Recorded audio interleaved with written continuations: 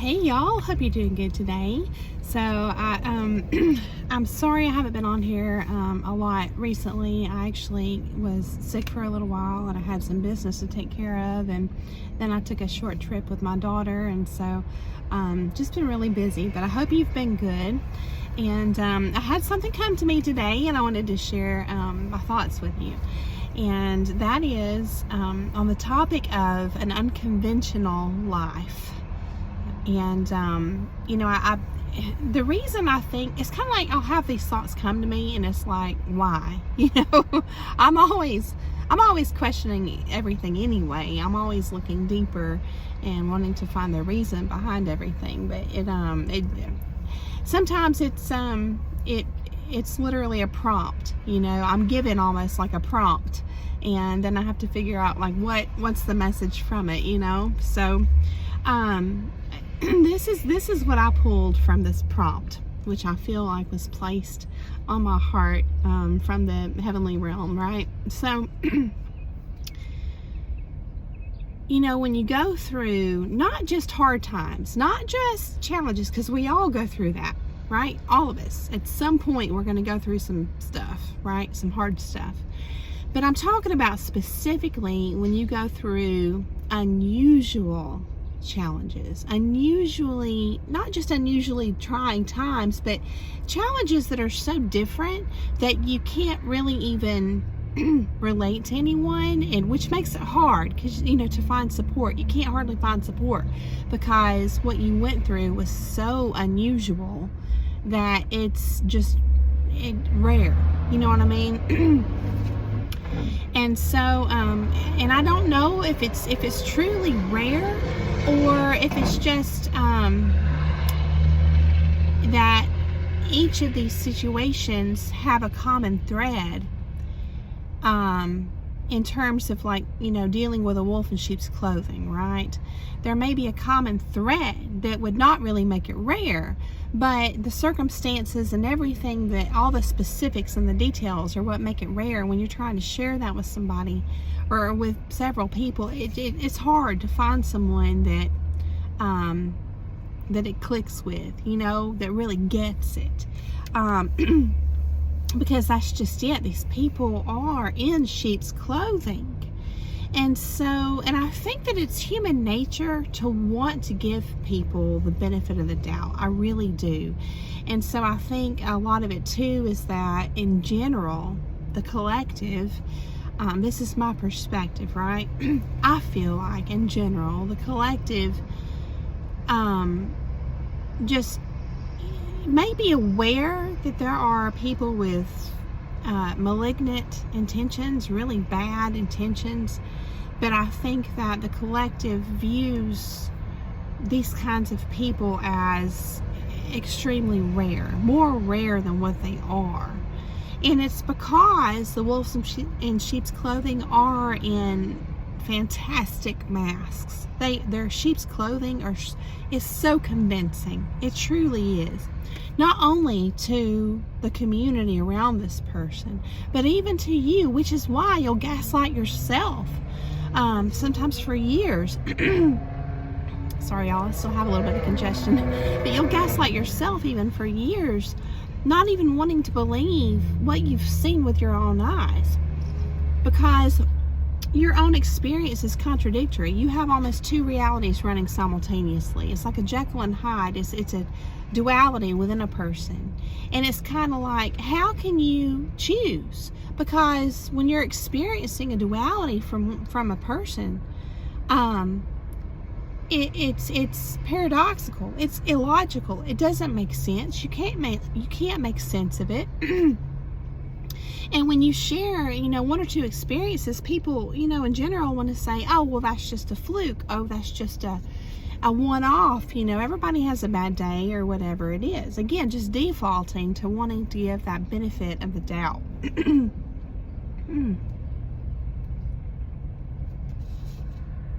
Excuse me, y'all. See, I've got the future is bright cup here. Anywhere I can put some positivity around me, I'm going to do it. So, but that's what I mean when I say unusual, And so, and it's hard. It's hard, and that's why you feel so isolated sometimes, you know. But what can happen is we can want to then look for meaning. You know, like, why is this happening? Surely all of this is happening to me and in my life for a reason, a greater purpose. You know. And what you'll also find during this time, and for me, it's just been a very slow process of revelation, okay? But essentially, it's like you'll find that many ways that you're living, the things you do and your approaches and your mindset, the way you buy groceries, the way you stock your pantry, the way you clean your house, and when you do it, and the way everything, all your just ways of living, okay? They may have felt like they were appropriate and suited for you in the past, but you'll reach a point during this transition phase in your life when your old ways of living, even just the standard stuff, like I said, like buying groceries and stocking your pantry and cleaning your house, you'll find that these old ways no longer suit you. This has been my experience. And so, and it's you're already dealing with a lot. You're already trying to reflect on what you've been through and make sense of it anyway.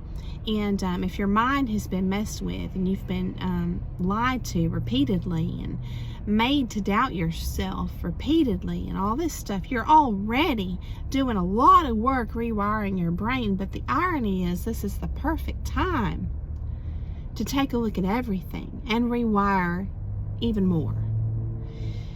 And it's not even though like an intentional thing. It wasn't for me. It's kind of, like I said, it's kind of like just a slow revelation that comes in stages or in layers where you're like, hang on a second, this just is not working for me anymore. It's like life can start to feel cumbersome, you know, and you start to realize that there are other ways of doing life that maybe are not, you know, the status quo, the way a lot of people go about doing life, but they suit you better.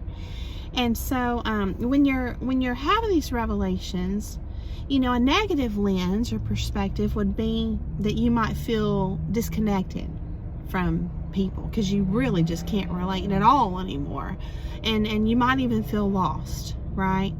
A positive perspective, though, is that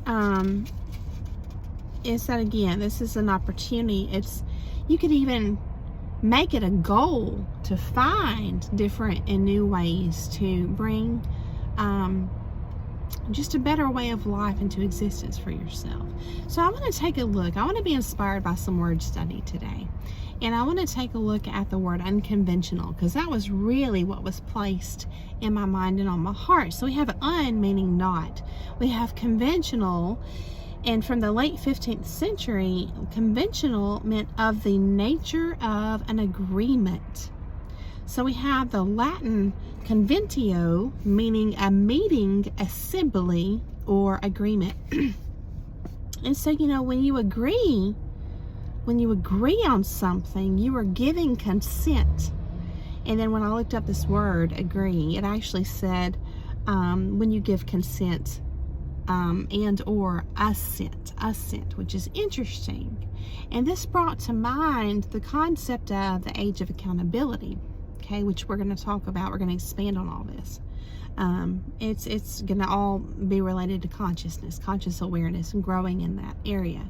But there, I wanted to look up the difference, because I didn't know between consent with a con and assent with an A, right?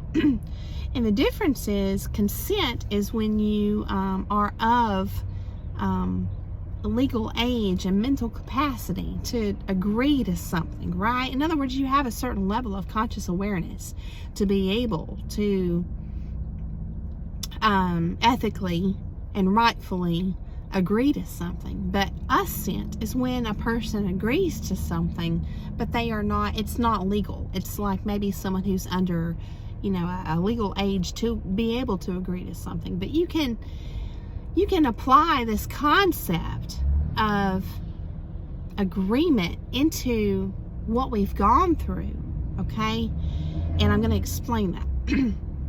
So again, through the lens of the age of accountability, okay, there's the societal perspective on that, and then there's the spiritual perspective on that. So if you look at accountability, we know what ability means. So let's take a look at the word account. Account means counting, right? To count. From the Latin computere or computare, right? Meaning to count, to sum up, to reckon together, which kind of made me smile because down here in the South, that's a Southern word. You know, a lot of times you still hear people say, you know, I reckon, if they're asked something and they're not real sure, but they think so, they're going to say, I reckon, you know. And so, anyway, just a side note, but yeah. So computare, right, or computere, the Latin word, you have com, meaning with or together. You have putare, meaning to reckon. And then originally, which was interesting, it meant to prune. To prune. So if you're journaling and you're wanting to expand on these concepts, I think that certainly ties into the message. When you're reprioritizing, if I can get it out, your life, you know, all the different aspects of your life, you're starting to see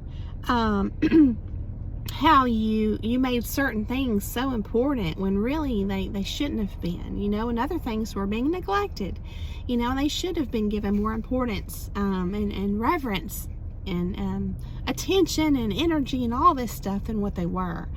And so yes, putare, to reckon, originally to prune. I'm thinking again of Stephen Covey's 4 quadrants, you know, just getting rid of those things that are just taking up your time and for nothing. You know, things that you're investing in that's bearing no fruit, right?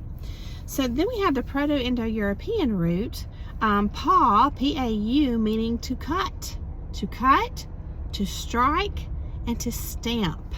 Really interesting. And so to look at the word reckon, it's from ressenen, which is from the Old English, geressen, or something like that, which means to explain, relate, recount, and arrange in order, right? Arrange in order. You're getting your life back in order. You're getting your ducks in a row. You're reprioritizing, you know, you're wading through the BS, and you're getting rid of the parts that no longer serve you. Things like that, right? You're doing some house cleaning, some spring cleaning, you know, in here and in here, right? So, but when all this adds up to this, okay? All of my opening message culminates in this statement here. When you leave the captivity, I would call it, and that can be real or energetic, which one might argue that the energetic is real, very real, right? Or another lens would be overt or covert captivity, okay? But when you leave that situation, you will have remnants of your old ways that you have to sort through. And as you do, okay, this is hard work.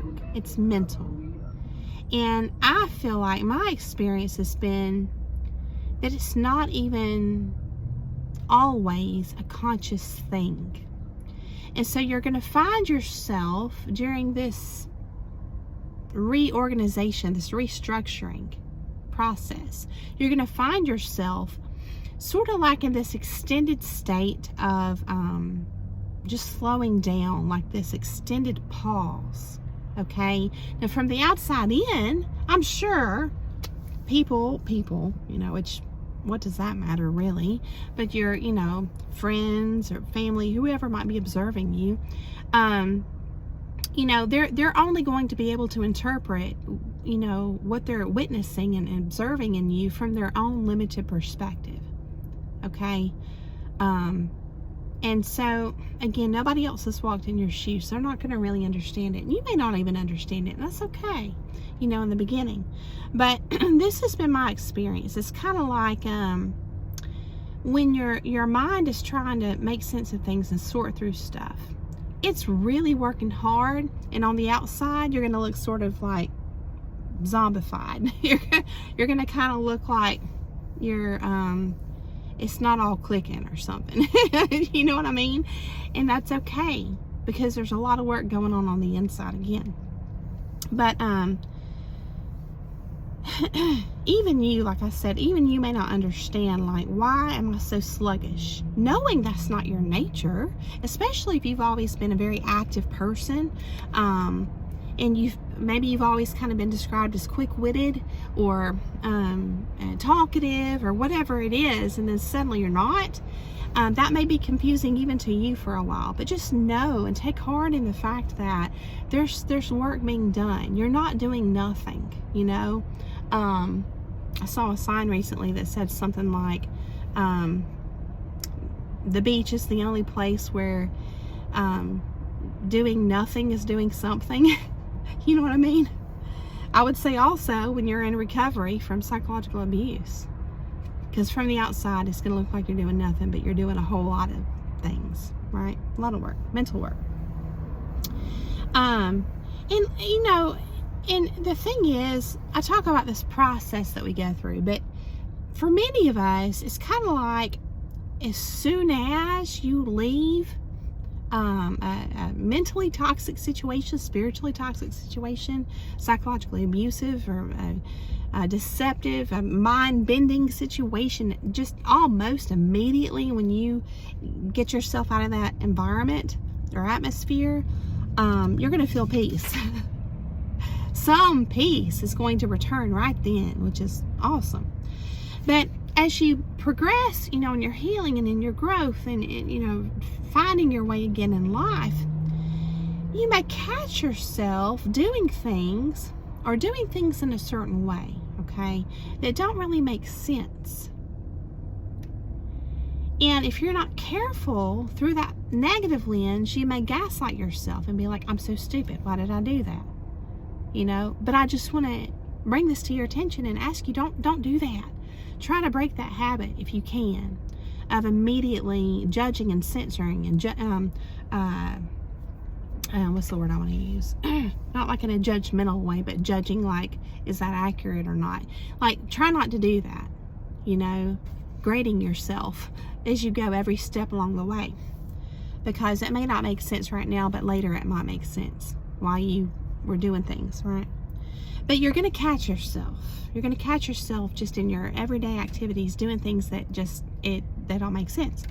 They don't, back to the word study we were doing, you might say, like this old phrase, they don't add up. Things are not adding up, right? They can't be explained, okay? And if something can't be explained, we would say it's not logical.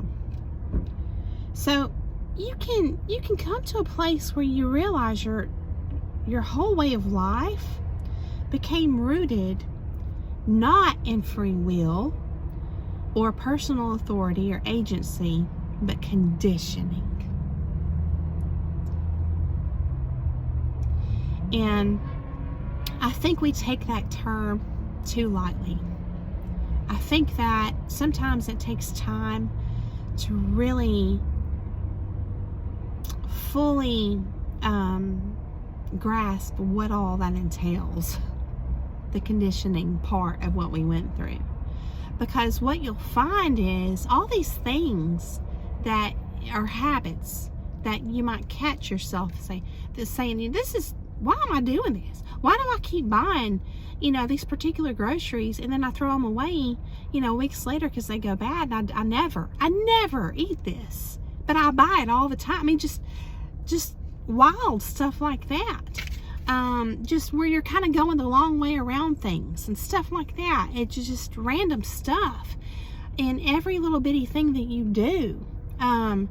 Evaluating, the importance of cleaning a certain thing, when in reality there's something over here that just really needs your attention and it's way more important. Stuff like that, you're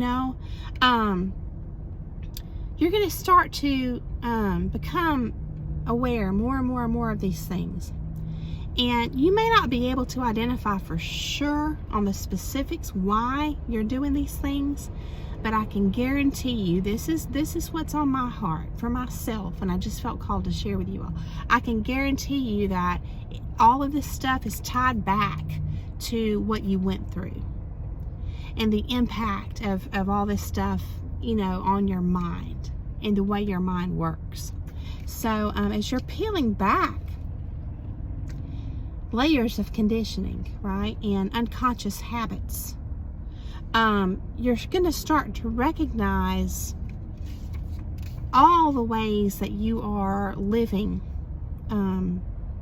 in these unconscious behaviors, both on the micro and the macro. In other words, the conditioning that's affected you on the micro and the macro. That's what I meant to say. But as you're doing this, it's kind of like it starts off like I said, you feel sort of like your life is just really slow and you don't know what's going on and you feel tired, but you're not really physically tired, but somehow you just can't get going, and really there's work going on up here, right? And all this is really kind of unconscious, the first stage. And then you start to become conscious of it because you get curious about it. You want to understand it. And you realize that there are, like I said, remnants of conditioning that you haven't, shed yet. The beautiful part of what starts to happen as you progress is that there's like a different path. You start to see a different way of life. A different path becomes illuminated for you in this process. And which, I'm reminded of, this old saying, the path less taken, and that's the beauty. That's the silver lining of all this work. And so when you've dealt with, all that you have, it's important to understand that there's a lot to it that you dealt with. Mental manipulation, spiritual attacks, if you want to go that route to describe it, and it's been really, really hard on you, right? And if you if you're just a person that doesn't think in terms of deception and manipulation, you're just an honest person, you may not realize how strong you really are because you don't think of yourself that way. But the truth is, you went through a lot. And but yeah, like I said, when you reach that point of revelation, that you're starting to see a different way, a different path. It's like going off the beaten path becomes your new path. That is your silver lining. And so when you get there, that becomes your new place of peace, and it's powerful. It's really powerful. It's like kind of like when you're thinking about unconscious habits and conditioning and all that. It's sort of like, I'm remembering this, I don't know if it was from school. It's like something you hear in academics, in that whole world. But you hear people say, when you're encouraged as a student to ask questions, you hear, a lot of times the teachers say, well, you won't know if you don't ask, and so that approach can be applied to your life, okay? It's like breaking out of these mental structures, right? Breaking out of mental captivity, because you may have broken out physically from, a toxic situation. So that's the actual captivity you've broken out of, right?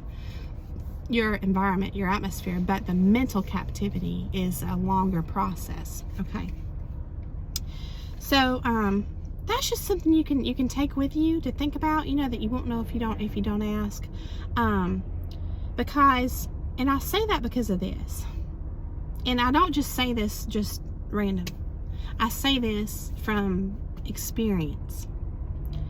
There are many areas of life where abundance is sort of tucked away. And it's tucked away in the unconventional. So, let me just give you an example. You can make a really good living if you were to start a business, even in like the saturated market. Pick a market. Pick any kind of avenue, whatever type of products or whatever industry, okay? Even if you pick one that's just fully saturated, and you have a couple $100, right? And that's enough sometimes. But let's say you pick a saturated industry. You can still be successful if you go about it in an unconventional way. You can just simply offer something that nobody else does. You're going to look for that path less taken. That's what you're looking for, and I'm reminded too of the Fleetwood Mac song, you can go your own way. And there's some lyrics in it, and I'm going to share this with you. So some of the lyrics say in that song, if I could, baby, I'd give you the world. But how can I when you won't take it from me? And I say that because if you view that from the lens of God speaking to you, it takes on a whole nother meaning. I like to do that. Some songs, like especially love songs, sometimes I'll look at them through the lens of, this relationship between myself and God, right? But I say all that to say this. Sometimes we are our own greatest obstacle, which is why I think Socrates said, to know thyself is the beginning of wisdom. It's like you're just getting started. As you're working through unconscious habits and you're trying to make the unconscious part of your psyche, of yourself, your mind, of what you know that's real and active in your life, but you're unconscious to it all, as you start to make all that conscious and you shed light on it, you bring it to the forefront, that's huge. And I think sometimes we view that as the end all, like that's the goal. You're there, you're done. But Socrates says to know thyself is the beginning of wisdom. The beginning, just the beginning. So I want to encourage you. There's always more. There's always more. And so keep pushing, but don't, when I say pushing, I don't mean it like a striving kind of energy. I mean like a hopeful and faithful kind of energy, right? And here's why. Because for me in my life, I have found that there's one simple mindset change, or you might call it a shift, that will have actual physical, energetic results. And that is this: with God, all things are possible. So I hope this has been encouraging. I hope that it kind of got the wheels turning for you, as I like to say. I hope that it just kind of cracked open a little bit of any remnants you might have of this old conditioning, this prison, this mental structure. I hope that you're starting to see the light, and just be encouraged, stay encouraged, And, I just encourage you also to never stop learning and never stop growing. And I just hope that you find joy along the way as you're doing that. So, again, thanks so much for coming along to hear the message. I hope that you have a beautiful day, and I will see you again very soon.